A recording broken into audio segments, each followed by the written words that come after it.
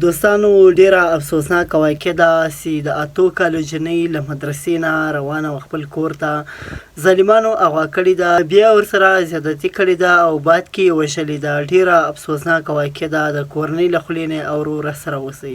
روانه وه په دغه لار باندې، دغه لار نه اغوا شوې ده، په مطلب ورسېدې او په مرۍ کې ورته تیزندي اچولې شوې ده او مړه کړې ده. ښه مخکې چېرته تاسو د داسې قسمه شکایت د ماشومې کړ چې داسې حالات یې څه به محفوظ وي؟ ځنګل دی که نه؟ ځنګل دی، مجرم ونیولی شي او سرعام په یو چوغ کې پانسي شي چې دا نور خلک ته عبرت والي، په مطلب ورسېدي چې سبا د نورو دغسې ماشومانو ګلالو سره دا کار نه کېږي. بسم الله الرحمن الرحیم.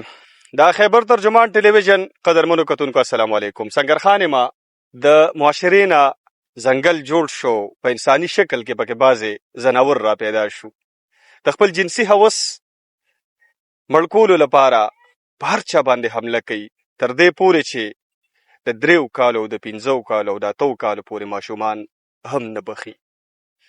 دا وخت موجود یم په ضلع چارسده کې په تحصیلي تنګي کې ګنډیرو روډ باندې یو ورکوټی کلی دی، عمر خان کلی. په هغې کې یوه ډېره زړه دردونکې واقع مخې ته راغلې ده. د 8 کال یو ماشومه د جنسي تشدد نه بعد د هغې په مرۍ کې لوپټه اچولی شوې ده او ډېره په بېدردۍ سره وژلې شوې ده. دغه تصویر ستاسو مخې ته ږدمه. دا وخت ما سره د دغې ماشومې پلار ولاړ دی، د هغې نور رشته دار دي. په دغې باندې به خبرې کوو، د دې نه د دې واقع تفصیل اورو. دغه هم یو سوال دی زموږ مخې ته چې دا معاشره ولې دې طرف ته لاړه، د دې ذمهوار څوک دي؟ پښتنه خو هغه معاشره وه چې د دې خو به خلکو د امن او د پردی خور لور د عزت مثالونه ورکول. دغه عزت نن محفوظه ولې نه پاتې نه شو؟ د دغې ماشومې پلار د دې سره خبرې کوم. السلام علیکم. وعلیکم السلام. څنګه دی وروره؟ دا راته ووایه چې واقعه څه شوې ده؟ واقعه دغه واقعه وه چې زموږ ماشومان دي مدرسې ته تللي وه، مدرسې نه بعد بیا را روانه وه، د ترور کره ورغلې، ترور وله پۍ ورکړي دي، بیا را روانه وه په دغه لار باندې، دغه لار نه اغوا شوې ده، په مطلب ورسېدې او په مرۍ کې ورته تیزندي اچولې شوې ده او مړه کړې ده. پوه شوې؟ صحیح. ټیک ده. د دې ماشومې عمر څومره و؟ د دې ماشومې عمر به تقریبا 8-9 سال و. 8-9 سال. دا به په دې لار باندې تله راتله، روټین کې به تله راتله که نه؟ ښه مخکې چېرته تاسو د داسې قسمه شکایت د ماشومې کړی و؟ نه الحمدلله موږ ته هېڅ شکایت په دې لار دی راغلی. په پیل ځل زموږ په دې وطن په دې علاقه باندې دا شی وشو. ښه، دې ټول علاقه کې به لومبي ځل یو ماشومه داسې زیاتې وشو. صحیح ده.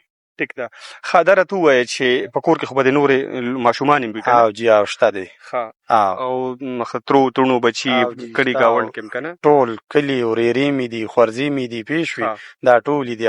ښه، نو اوس څنګه محسوسوئ؟ نو اوس دغه محسوسو. پوه شوې چې کوم مثالا کې زمونږ دغه هر سړی اینی په مطلب ورسېدي او نو موږ د حکومت نه درخواست دی په مطلب ورسېدي چې موږ سره د انصاف وشي، په مطلب ورسېدي او انصاف خو به تا سره وشي، خیر دی. جی دا نورې ماشومانې خبره کور دا خو ته په کور کې بندولی نه شي که نه؟ دا خو څه پسې راوځي که نه؟ او زه خو د دې وجې په مطلب سبا مثال کې زما بله ماشومه داسې مدرسې ته روانې مثالا کې دغسې ورسره خدای مکه وشي، په مطلب ورسېدي ګاونډ دی، دا خو غټه مدرسه ده، د دنیا د هر ځای نه وله ماشومانې را روانې دي. پوه شوې؟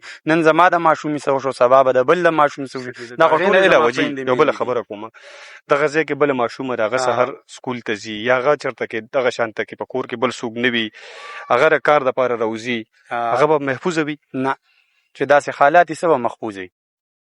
ځنګل دی که نه؟ ځنګل دی. پوه شوې؟ ټول درندګان شو. صحیح ده. ښه، دا راته ووایه چې د پولیس له طرفه څه تعاون روان دی، کېږي نه کېږي؟ الحمدلله د پولیس د طرفه کو ډي پي او دی، کو ای سی چو دی، کو تاڼهدار دی، کو اولدار دی، ټولو ما سره ښه مرسته وکړه. صحیح. پوه شوې؟ او ما سره لګې دي ښه منډه ترړه په هر قسم چې ما سره هغوی خپله منډه ترړه وکړله او مطمئنه هم ته یم. صحیح ده.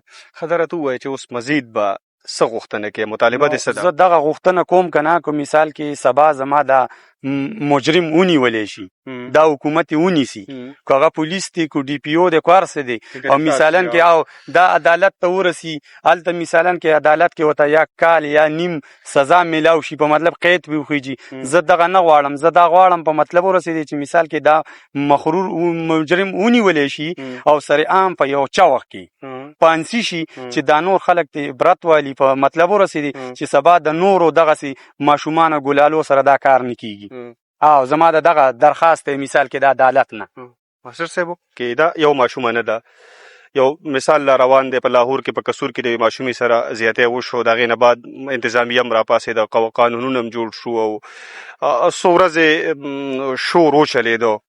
څه دې خیال دی تر څو پورې به مونږ دغه شانته کې د ګلونو ماشومانو لاشونه اوچتو؟ چې د خوري لا خبره وکړله چې د دې درنده لا په بار سره عام سزا نه ورکړل شوې که نه، نو زموږ دا ماشومان یې نه وه، ځکه چې ستا د کوره ماشوم روانه، زما د کوره ماشوم روانه، څوک پیاده راوندي، څوک سکرو. ماته هم دا خواست کوم تاسو ته مې چېرې دا تاسو ورسوئ دا خبره چې دې ته بر سر عام په هغه ساعت یې څنګه وي چې ته سزا ورکړل شي. زه په دغه خوشحالېږم چې بلکې عبرت وایي زما او ستا خور لور په کلي کې او په هر ځای کې په لار کوڅه کې محفوظ پاتې شي. صحیح ده. تاسې یو تپوس درنه کومه، جی پخوا یو داسې معاشره وه د پښتنو چې په دې کې به زما د یادو ماته یاد دی چې مونږ به د کورونو ته ورتلو نو مونږ نه په چا ستر نه کوو، مشرانو به هم نه کوو، جینکو به هم نه کوو. خیال دې دی اوس دې وخته معاشره راورسېدله چې د 8 کالو یا د 7 کالو ماشومه محفوظه نه ده. څه وجه وشوه؟ سرجي زه به دا ووایم چې زموږ معاشره اصل کې دې وخت کې د موبایل ډېره زیاته خرابه کړله، او بل زموږ د مشرانو له هم په کار دي چې د خپلو بچو د دې موبایل لږ پرهیز وساتي، لږ خیال یې وساتي. او که زموږ دا بچي دغسې د موبایل سره عام ګوري او دغه کوي، نو زموږ دا بچي سبا دغسې درنده جوړېدی شي او خرابېدی شي. نو زه دقه وایم چې موبایل خبره دې وکړه، خو اوس خو داسې کار دی چې ماسټر صاحب ماشومان خو اوس د موبایل نه بغیر هغه جړا هم نه بندوي، چې ماشوم په جړا شي نو مور سړي له اواز ورکوي را موبایل ور ورکړه چې ماشوم را پخلا شي. پخوا به د مشران به حجره کې به ناست وو، ډېر ادب به وو. اوس چې کوم دی بس دغه موبایل شرمولي دي او ټوله دنیا د موبایل له لاسه غرقه پارکه ده. بس نور څه ووایم، هغو ادب نشته دی او بې ادبي ټوله موبایل راوستی. صحیح ده. ستاسو وخت کې خو د حجرې هغه روایت وو که نه؟ اوجي ډېر زیات و. بس اوس چې موبایل راغلی دی نو حجره او جومات دواړه زمونږ د کشرانو نه دا اوسني هلکان په حجرو کې کښېني نه، بس هغوی خو به چېرته کې پټې پوله او یا ځنګل ګوري او بس یا څادر لکه د پوډریانو په ځان راواچي، یا به بس یو بوټي لاندې ناستي او موبایل دی نو هغې کې هر قسم مرداري هغه به ګوري، بس په دغې هغوی خپله زندګي خرکه کړله. صحیح دی. لکه مطلب د حجرې نه لرې شو، بس په پټي کې کښېني، په ځان څادر راواچي. همدغه بس د موبایل مونځ او دستې پاتې شو. د مشر عزت کشر ادب دا هر څه چې کوم دی موبایل زموږ معاشره غرقه پارکه کړله. پس الله دې په موږ ټولو خپل رحم. قدرمنو تاسو دغه خبرې واورېدې، د دې ډېر عوامل کیدی شي، موبایل هم کیدی شي، د والدینو د تربیت ناکامي هم کیدی شي، د هغې نه علاوه د معاشرې هغه خلک چې هغوی وغز نصیحت کوي، زما په خیال چې د هغوی هم دا ذمهواري جوړېږي. د هغې نه علاوه د دې نه د حجرې نه لرېوالی دی.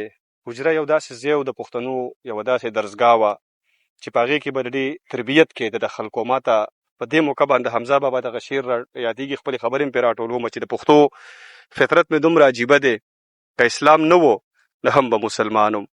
ښاد اوسئ.